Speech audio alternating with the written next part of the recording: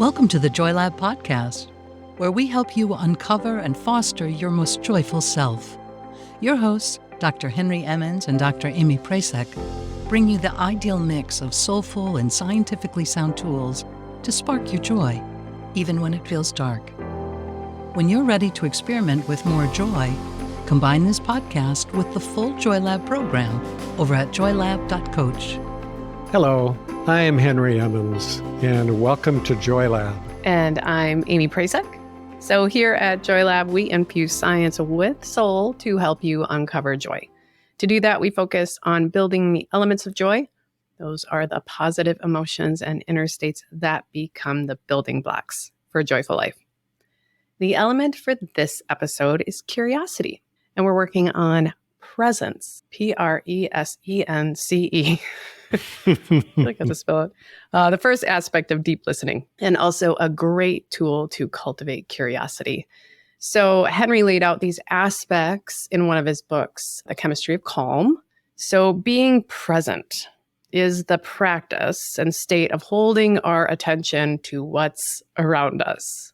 And to sum up some of the relevant research here on presence, being more present is associated with better mood, reduced stress, and experiencing less anger and fear. So it's helpful. And it seems like a simple concept to grasp. We've heard it all before. Be here now. Be present. But in practice, it's not easy. So Henry, can you define presence a bit more and explain why it's so flipping hard? Please. Well, as a starting point, I think it's hard to stay present because our minds drift all the time. And most of us, I include myself in this, we haven't trained ourselves to be able to stay very focused for very long. And there is so much to distract us.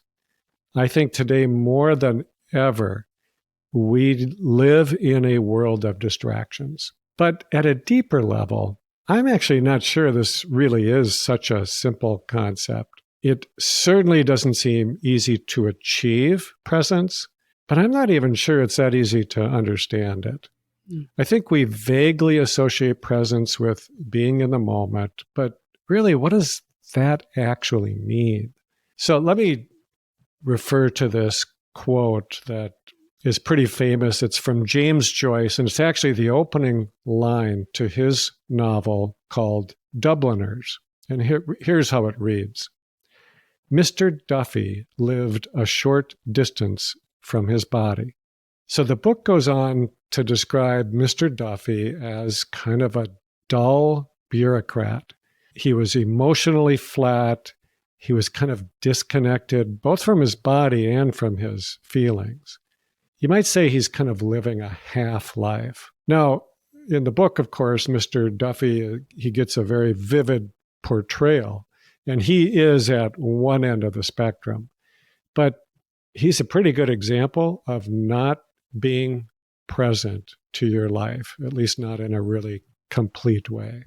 I see his central problem as being cut off from life. It's like he has shut himself down. And I seriously doubt that Mr. Duffy set off with the intention of keeping life away, because none of us really do that on purpose. Most of the time, we're just not even aware that we're doing it. And yet, we do it. And I do think there's a pretty simple reason for that. And it's another reason, frankly, why being present is so hard. And I think it's because we don't want to hurt. We don't want to feel emotional pain. We don't want sadness. Some of us might want to feel angry from time to time, but I think that's only because we don't really want whatever the painful feeling is that's beneath the anger. So, of course, we all want to be present for the good stuff, for whatever makes us happy. But presence, genuine presence, means that we're here for all of it, the joys and the sorrows. We don't shut anything out. And that can be really hard. It is really hard. Just this weekend, Actually, I had such a punch in the gut experience with this.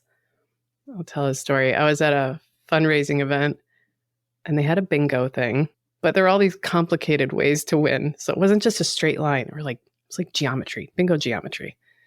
And so I got really into it and super competitive, as I like to do, no matter what's happening. And we were in this far corner, so it was really hard to hear. So I had to be really present to hear the numbers and like figure out what was a bingo or not with all these shapes you had to make to win. So that was hard. But then someone came over to me and wanted to chat. And I mean, like, have a deep conversation.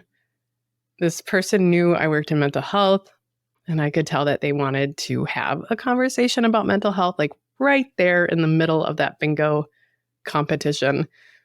And so there's this bingo caller calling out these numbers that I have to strain to hear. And then there's this other person wanting to talk. And I was trying to do both at the same time, and it was making me feel super uneasy. This story's going to make me sound like a real jerk, but I'm going to tell you. And it's embarrassing. That's okay.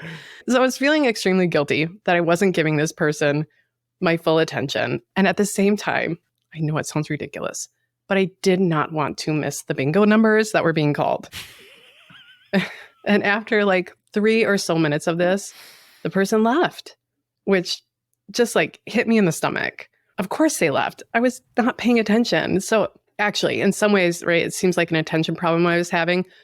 But the issue for me, I realized, was not attention per se, but I was hanging on to this one thought, which was, I'm not going to hear some numbers and then I'm going to miss my chance at winning. Wild, but it pulled me along. This future-focused thought just pulled me along, and it kept me worried about that future of missing like my sweet bingo victory. And I know it's wild. I should have figured this out, but if I would have just paused, like come back to the present moment, I could have decided to like take a break from the game because it really wasn't that big of a deal. I mean, the prizes were not great, let's be honest, but I didn't care. It was just this was pulling me, this future of missing out. You know, I could have, if I would have paused, I could have passed my card to someone else to pay, play for me. I would have said like, we're splitting the prize. Or tell the person, I could have paused and told the person, hey, I really want to be present with you. Can we chat after the game? Right? I mean, which is probably not the kindest choice for someone who is seeking out an ear, but at least I would have been more respectful and clear, less agitated about the whole situation. So weird experience. But back to what you said earlier, Henry, this can be really hard and in strange ways that throw us off our game. Like literally threw me off my bingo game. I was caught in the future. I couldn't come back to the present moment to assess, which was a pretty obvious decision to just like pause the bingo game for myself. There's more to explore here. So let's get into that complexity a bit more and talk about the neuroscience of present moment awareness. Do you want to try to explain all that, Henry? I do, but I just have to ask first, did you go home with any prizes? I didn't win a thing, which made me even more mad at myself for not listening to that person and then not winning. I mean, I had to really go through our aspects of deep listening and just practice some self-compassion. And then I realized, here's what happened. So no, It was an epic fail on all ends. Makes for a very good story. Oh, yeah. Well, if it's hard to define what presence is, I think it's even harder to understand the neuroscience of presence. So, what is it about the brains of really present people that allows them to be that way? I don't think anybody knows for sure. I think the jury's still out. But there are a few things that I think are bringing us closer to understanding this. First, there are what I think of as these attentional circuits within the brain. So the things that really do help us to pay mental attention. And, there's this massive amount of sensory information that we take in, and we have to filter that and decide what's important and what isn't. So there's a lot going on that's actually going on below the surface of our awareness. We're actually going to talk a little more about that in our next episode on attention, so I'm not going to get into that more right now. There are 3 other aspects of neuroscience that I think are worth talking about right now. And the first is the ever-present stress response, which was happening for you, Amy, in your story. And in this case, stress kind of cuts both ways. So when you feel threatened by something, you might actually become even more alert, hyper-focused. But the problem is it's in a very narrow range. Like for you, Amy, all you could see was your bingo card and the numbers, and you know what I mean? You weren't able to kind of get the bigger picture. Yep. So it can literally even happen with your vision, like a horse when they put blinders on it. Now, that sort of narrowed focus might help you get away from an attacker, but it does not help you to be more present. Some of us, when we go into fight or flight mode, we don't even get narrowly focused. It's like our brain just shuts down. It's more like we freeze rather than we get focused. But even if you are able to get more focused at first, if stress goes on for very long, almost always it makes it very, very hard, increasingly hard to stay in the present moment with our awareness. One way to understand that, I think, refers to the second part of neuroscience that I want to mention, and that is the sheer speed of brain activity.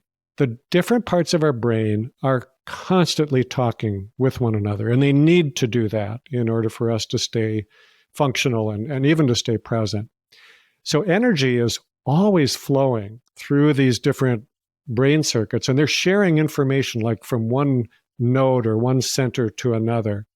And they're connected by this very complicated, elegant web of activity. It literally produces electrical energy, and that can be measured by something like an EEG, which people with seizure disorders, for example, it's a test that people get. So stress is one thing that can speed up these circuits of activity. There are some other things as well. So taming the stress response and slowing down brain activity are both important foundations for being more present. Now, I'm going to just put in another plug for the full Joy Lab program here because I think it can be so helpful at practicing this. The third thing I'll mention is even more complex, and I think it goes beyond our current understanding of the brain. And for this, we have to talk about the mind. As I understand this, the mind includes the brain, but it is more than the brain. It includes consciousness as well. There are some fascinating theories about this, and one of them that really appeals to me involves kind of a layer of energetic activity. It's like you might think of it like an elegant net or a web that is overlaying and surrounding the brain. I imagine it as being sort of like an aura. And I know that might sound a little bit wacky. However, we you like it. Of course you do. I do too. Good. However we conceptualize this, the conscious mind is different from the thinking mind. And it's really crucial to understand this to create more presence. It also helps us to deal with the problem that we talked about earlier, the thing that makes presence so hard, because this gives us the ability to see what is really going on and not be so affected by it. This conscious awareness, it's like it's able to keep us above the fray. We can be more present because we don't feel such a need to avoid emotional pain. I like that, getting above the fray. It's a helpful cue. So we want to offer a little practice to help you take action and practice presence. You may be familiar with the 5-4-3-2-1 practice, where usually when you're feeling anxiety rise, you can bring your attention to 5 things you see, 4 things you feel, 3 things you hear, 2 things you smell, and then 1 grounding or affirmative thought that you have about yourself. So I like that practice, but sometimes I get caught up in the numbers and the order of it all, especially when I'm feeling a little stressed. And if I'm trying to come back to the present moment, it sometimes is a little cumbersome for me. Can take too long. So for maybe the more mild moments of discomfort where you want to come back to the present moment, or maybe when you're caught in a quicker game time decision, like, is this bingo game really that important? No, it's not, Amy. I think simplifying it can be helpful. I like to call it I sense. So this is a little nod back to our last episode on the flavors of curiosity, that flavor of interest. And all you need to do is go through all or most of your senses and identify just one thing you notice for each of those in the present moment. So, I feel, I see, I hear, I smell, maybe I taste. Go in any order. You can go back around as many times as you need. So using my story from before, I should have done it. I know it. I'll do it next time. I'm still practicing, as we all are. Here's what it might have sounded like. I feel tight in my stomach. I see someone speaking to me. I hear that bingo number. I smell old carpet. I'm still feeling distracted, so I'm going to go around again. I kind of feel flush. I see the person talking. I hear B16 and some of that person talking to me. I smell that spaghetti they're serving. I feel more open, less frustrated. I see their hands on their lap, the person speaking to me. I hear them talking to me and they seem to be having a hard time.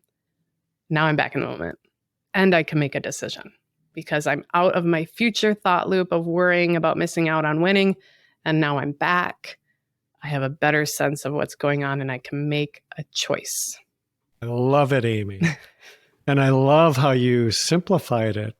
It just cuts right through the complexity we've been talking about when it comes to presence. Yeah. I think your I sense practice works because it loosens the grip of thought. It helps us bypass the thinking mind, at least for a few moments, and it just brings us right back to the here and now. What am I experiencing right now? I think that's a pretty good definition of presence. What is happening right now in this particular moment? And can I stay with it? Can I just stay with it? Maybe presence is pretty simple after all. Yeah, it just takes a lot of practice to undo what we've built up over the years. I think there's something there. We are built to be in the present moment. So to close, I want to look to a thinker, author, teacher, who I like to quote quite a bit, Alan Watts. He's got 2 quotes I love, and that can help us tie up our conversation and maybe inspire some more practice for our present moment awareness. Here's his first. Instant coffee, for example, is a well-deserved punishment for being in a hurry to reach the future. I like that. I love it. Right? It's true. Here's another one. The art of living is neither careless drifting on the one hand, nor fearful clinging to the past on the other. It consists in being sensitive to each moment, in regarding it as utterly new and unique, in having the mind open and wholly receptive. Thank you for listening to the Joy Lab podcast. If you enjoyed today's show, visit joylab.coach to learn more about the full Joy Lab program. Be sure to rate and review us wherever you listen to your favorite podcasts.